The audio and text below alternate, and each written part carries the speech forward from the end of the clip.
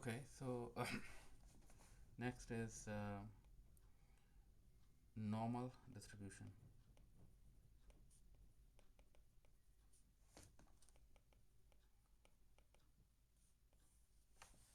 Normal distribution is a something that we use very often in statistics in pretty much all the statistical tests.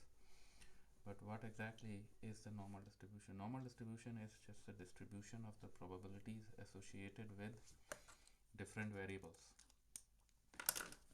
And it is described by a PDF of, and now normal distribution PDF is represented by phi. Phi is the small phi z. For this is the formula for normal distribution. Phi z is 1 upon underscore 2 under root 2 pi e to the power minus z square divided by 2. So that is the formula for the PDF for a normal distribution, and z is between minus infinity to plus infinity.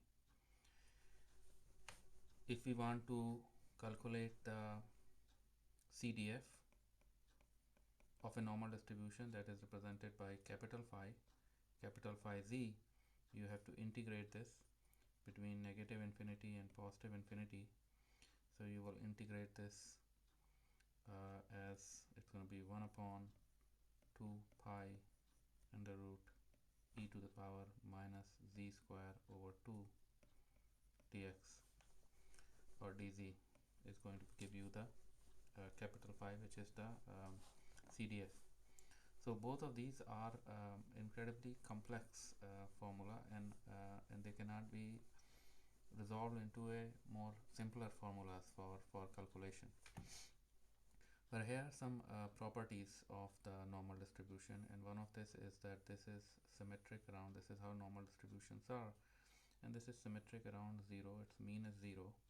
And say you want to calculate the probability of CDF, or so this curve basically represents that this equation is the curve for any point of t. What is the probability of t, which is going to be the PDF of t, which is the small phi t.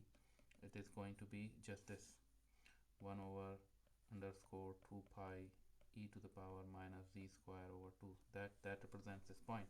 But when we want to know what is the probability of all the events that have happened before all this, you're going to integrate this, and that is represented by the integration, or capital phi t. Capital phi t will represent this area from t to negative infinity. And same would be, so if we remove this here, if we just do so this is capital T, and then there will be a negative t, and that will represent the area there. So that is done by integrating this from negative infinity, integrating this from negative infinity to t, this formula. Now the problem is that this is very complex and it's hard to do. So but for normal or standard normal variable, we have tables available which will tell you that if you give a z of this number, what is the area under the curve to the left of it, which will give you basically the CDF, or the probability of it.